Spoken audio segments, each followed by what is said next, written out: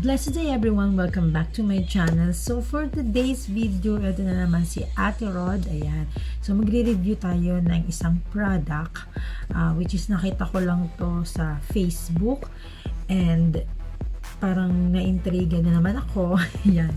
So kung talagang tunay ba na nakakapag-lift ng ating face. So syempre pag nagkakaedad na tayo, nagsasag na yung ating skin. So etong product na to is from Beautyderm o Beautyderm. Ayan. So, pagdating sa mga pronunciation, dyan tayo sira eh. So, etong V-Lift machine, ayan. So, nakalagay dito, RF Muscle Activity, Colorful Skincare, Tightens and Rejuvenates.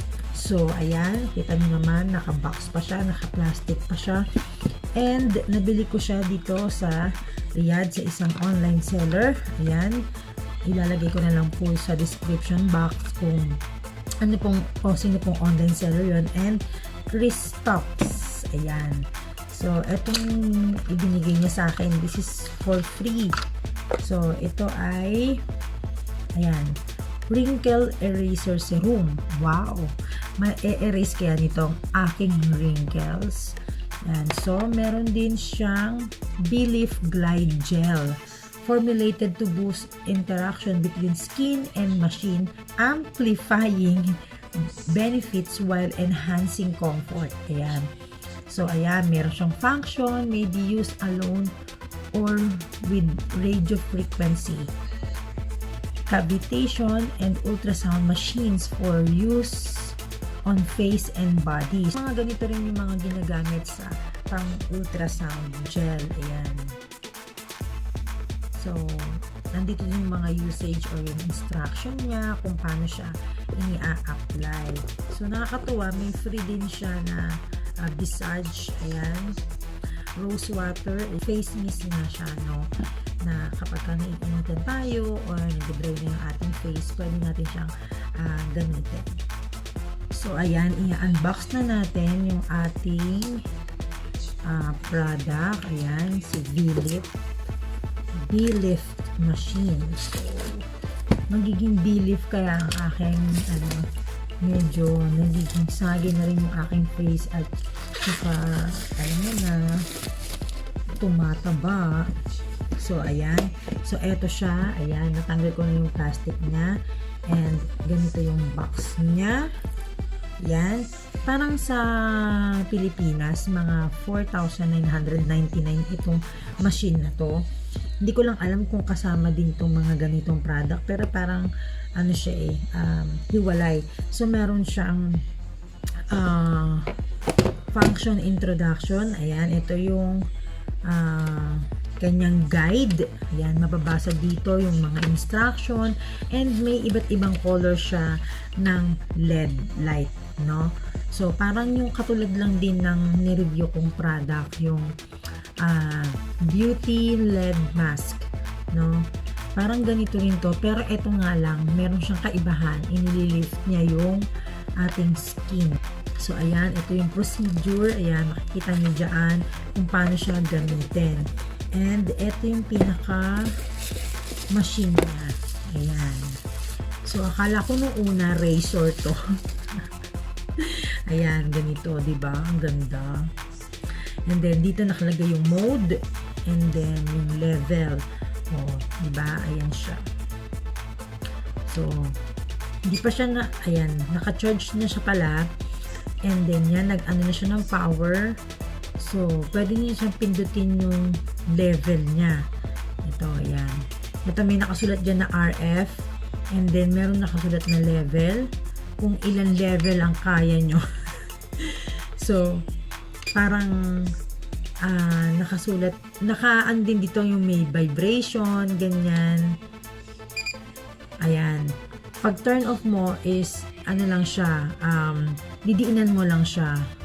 Yung pag open mo, madiin lang din. And then, meron siya ditong, ipipress-press mo lang siya, magaan siya ng LED, magaan siya ng RF mode, and UP mode, meron din siyang MF mode. Ayan. babasahin natin kung ano bang ibig sabihin ng mga mode na yon. So, dun muna tayo sa RF mode. Ayan. Meron siyang mga level, diba? Ito yung pinipindot ko. So, RF mode is radio frequency mode. Ayan. So, next is UP. Import mode. Hindi ko alam bakit UP. Import mode siya. So, dito naman sa MF mode, skin rejuvenation mode. Ayan. Sa mga gustong mag-rejuvenate dyan. And then, sa LF naman is pulse mode. And then, dito naman sa LED, phototherapy mode. Ayan. So, meron pa siyang VR vibration mode. Ayan, nagbabibrate na siya. Ayan. Then yung VR o vibration mode, nakalagay dito naman sa instruction, no, ng paggamit nito. So, ito yung pipindutin natin pagdating dun sa ilaw ng LED. So, sa green, purple, ayan, red, ayan, blue, iba-iba yung color niya. So, it depends on you kung ano yung gusto nyong ipagawa sa kanya. Bago tayo magsimulang gumamit nito or gamitin tong machine na to, is gagamit muna tayo nitong Belief Glide. Ayan. Para apply natin to sa ating face.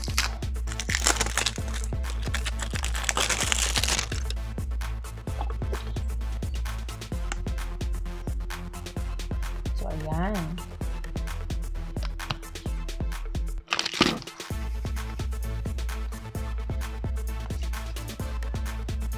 Para hindi mahirap mag-glide yung ating machine.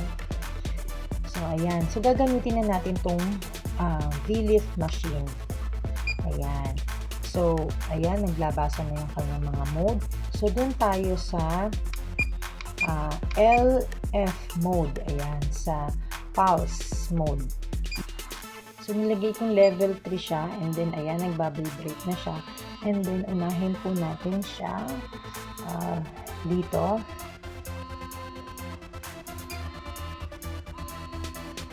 And then, pababa dito.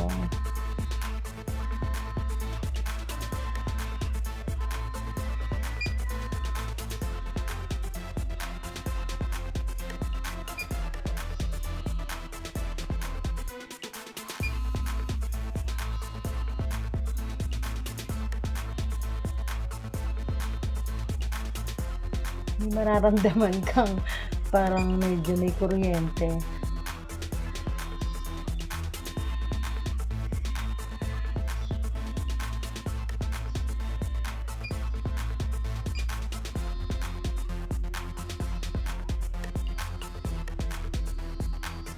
Sa taas naman.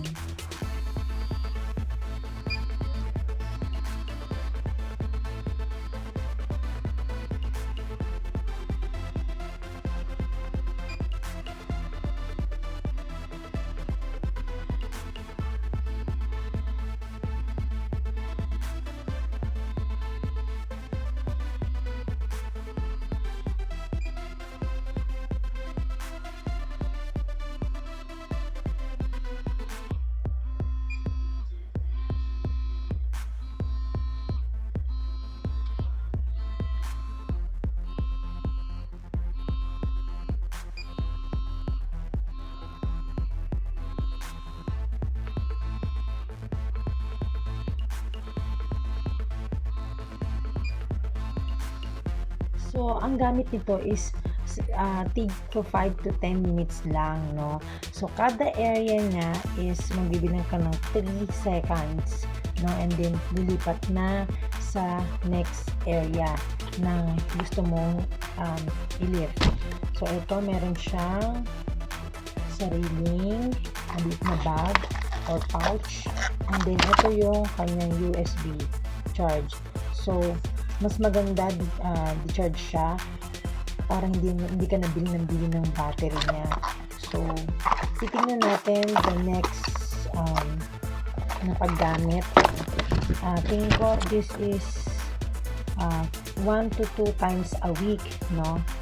Yung pang UP import mode or radio frequency mode, and yung daily nursing naman is 1 or 2 times a day. RF vibration mode or lift pulse, no? 1 to 2 times a day. So pwede mo pala siyang gamitin, no? Ng 1 to 2 times a day. So nasa sa inyo yun kung gusto niyo ba yung V-shape yung face mo, no? Pero titignan natin kung ano yung magiging effect niya, or malay natin kung 1 to 2 times a day or every day or 1 times a day yung paggamit ko nito. So titingnan na lang natin kung ano yung magiging result niya after ilang days natin magamit, or after 2 weeks. So after kong gamitin tong V-Lift machine, so mag-a-apply naman ako ng Cristox na to na serum. And then nakita ko sa pag-a-apply nila is parang isa-isa lang siya. Yan. So ayan, ang bango niya. Soak siya sa mukha. And then ayan. So pwede natin siyang linisan ng cotton pads or ng soft cloth para mailagay natin siya sa kanyang pouch. Gamit ko to is parang nakukuryente yung face ko, no? So talagang meron nga siyang effect na gano'n, na talagang parang medyo namula-mula nga siya eh. Kasi siguro yun nga yung effect nun. So ayan, sabi nga ay magli-lift siya. So titignan ko kung talagang magli-lift or magiging V-shape, no? Yung aking, wag naman sobra, yung aking face. So nabili ko siya ng nasa 550 reals. And may kasama na siyang mga ganito. Ayan, ganyan. So, sa Pilipinas is 4,999. Itong machine lang po yata. Hindi pa yata kasama yung other products na katulad nito at nung serum. So, sa susunod kong video is makikita natin yung pinaka-result na ng product na ito, kung talaga bang siya ay nag-lift. So sa mga gustong mag-avail ng product na to, ng V-Lift machine ng Beauty Derm, is ilalagay ko sa description box kung kayo pwedeng mag-order online. Kung nasa Pilipinas naman kayo, meron din mag-search lang kayo sa Facebook ng mga legit online seller na nagbebenta nito, no? Seller nga no? Ng ganitong machine, and may mga kasama pa siyang mga freebies, so na mas nakakatuwa yun. So para sa akin itong product na to is maganda siya.